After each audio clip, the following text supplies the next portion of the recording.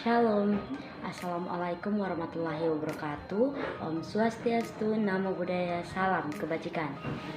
Terima kasih atas kesempatan. Perkenalkan, nama saya Angelina Angelia Rei, kelas A2 semester 3 dengan NIM 2014201077. Saya merupakan mahasiswa aktif di Universitas Pembangunan Indonesia Manado. Dan tujuan dari pembuatan video ini yaitu untuk memenuhi tugas ujian akhir semester pada mata kuliah keperawatan medikal bedah 1 dengan dosen pengampu Nurse Fania Tampilang, Eskap MCAT.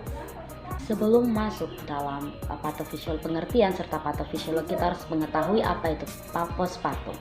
Postpartum adalah masa nifas yang dimulai sejak bayi lahir dan plasenta bayi dilahirkan hingga keadaan kandungan kembali seperti saat sebelum hamil. Masa ini pada umumnya terjadi sekitar 6 minggu. Nah, masuk dalam patofisiologi dari postpartum. Postpartum disebabkan oleh beberapa faktor, namun perlu diketahui bahwa selama masa kehamilan volume darah ibu meningkat hingga 50% atau setara dengan 4-6 liter. Nah, volume plasma mengalami peningkatan hingga melebihi kadar total sel darah merah atau red blood cell atau RBC. Nah, sehingga menimbulkan kesan penurunan konsentrasi hemoglobin dan penurunan jumlah hematokrit.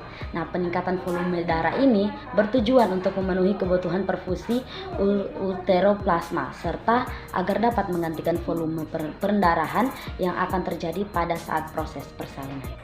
Masuk dalam asuhan keperawatan dari postpartum. Yang pertama ada pengkajian. Dalam pengkajian ini kita harus menentukan identitas pasien seperti nama, umur, alamat, agama, pekerjaan, suku, bangsa, serta statusnya. Yang kedua yaitu kita harus mengecek riwayat haid, yaitu apakah haid teratur atau siklusnya berapa hari, apakah ada keluhan selama haid, HPT-HT-nya itu seperti apa. Nah, yang ketiga riwayat perkawinan, apakah menikah atau belum menikah, berapa lama menikah. Yang keempat yaitu riwayat obstetri. Nah, dalam riwayat ini kita harus mengecek riwayat kehamilan, riwayat persalinan, serta riwayat penyakit dahulu, riwayat kesehatan keluarga, serta kita harus mengecek profil keluarga, pola nutrisi, dan pola istirahat. Nah, terus kita harus menentukan diagnosa keperawatannya seperti apa. Contohnya seperti nyeri yang berhubungan dengan apa, resiko tinggi, dan lain sebagainya. Kemudian masuk dalam intervensi keperawatan. Nah, dalam ini kita harus mengecek nyeri akut yang berhubungan dengan agent injury. Tujuannya dari kriteria hasil yaitu tingkatan nyerinya seperti berapa dan masih banyak lagi. Nah, kemudian kita masuk dalam implementasi keperawatan. Tindakan keperawatan adalah pengelolaan dari perwujudan dan rencana keperawatan yang telah disusun pada tahap perencanaan. Pada tahap ini perawat yang akan memberikan perawatan kepada pasien dan sebaiknya tidak bekerja sendiri tetapi juga melibatkan tenaga medis yang lain untuk memenuhi kebutuhan pasien. Nah, kemudian yang terakhir kita masuk dalam evaluasi keperawatan. Nah, pada tahap ASKEP ini tahap penilaian atau evaluasi adalah perbandingan yang sistematis dan terencana tentang kesehatan pasien dengan tujuan atau kriteria hasil yang telah ditetapkan. Dilakukan dengan cara berkesinambungan dengan melibatkan tenaga medis yang lain agar mencapai tujuan atau kriteria hasil yang telah ditetapkan. Demikian akhir dari video ini. Mohon maaf jika ada penjelasan serta kata-kata yang kurang jelas. Mohon dimaafkan karena di sini kita sama-sama untuk belajar. Akhir kata saya ucapkan wassalamualaikum warahmatullahi wabarakatuh. Shalom dan terima kasih.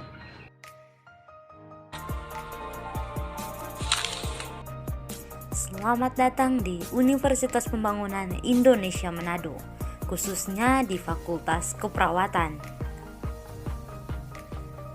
Hai guys, pastinya teman-teman semua yang baru lulus SMA ataupun SMK masih pada bingung nih. Pasti pada mikir setelah lulus mau kuliah di mana, terus mau ngambil jurusan apa. Nah, tenang aja. Buat yang masih pada bingung mau kuliah di mana, aku punya solusinya. Solusinya apa? Ya, kuliah di Universitas Pembangunan Indonesia Manado, di mana Universitas Pembangunan Indonesia Manado ini siap membantu dan mengajar serta mendidik kamu untuk bisa menjadi orang yang sukses dan tentunya bertanggung jawab. Tenang aja, di Universitas Pembangunan Indonesia Manado juga memiliki 6 fakultas, diantaranya yaitu Fakultas Keperawatan, Fakultas Hukum, Fakultas Pertanian, Fakultas Teknik, Fakultas Ilmu Sosial dan Ilmu Politik, serta Fakultas Sastra. Nah, dan khususnya untuk keperawatan ada jenjang S1 dan juga profesi nurse loh. Jadi, nggak perlu ragu lagi dong buat nyari tempat buat kuliah. Perlu kamu tahu juga bahwa di Universitas Pembangunan Indonesia, khususnya program studi keperawatan, memiliki visi dan juga misi. Yang pertama ada visi, yaitu menjadikan fakultas keperawatan yang menghasilkan lulusan yang unggul, kompeten, dan juga profesional pada level regional, nasional, dan juga internasional, yang memiliki keunggulan dalam bidang keperawatan dan juga kegawat daruratan.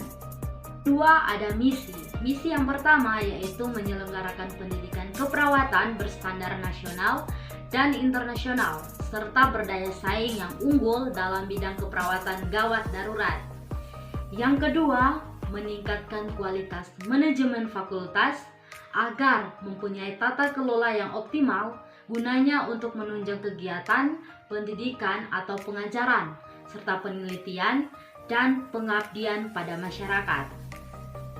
Yang ketiga, ada mendorong hasil pendidikan atau pengajaran dan penelitian dalam bidang kegawat daruratan yang dapat digunakan untuk pengabdian masyarakat yang mendukung daya saing bangsa.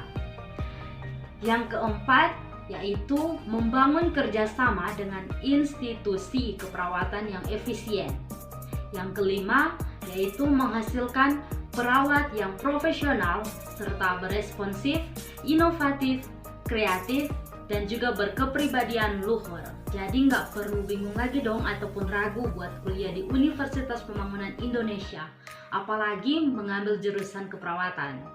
Sebab di Universitas Pembangunan Indonesia akan mencetak kamu menjadi perawat yang profesional dan dapat bertanggung jawab tentunya. Yakin dan percaya bahwa kamu adalah orang-orang yang terpilih. So, mari bergabung bersama kami dan jadilah keluarga besar Universitas Pembangunan Indonesia. Universitas Pembangunan Indonesia tetap jaya dan bersinar. Akhir kata saya ucapkan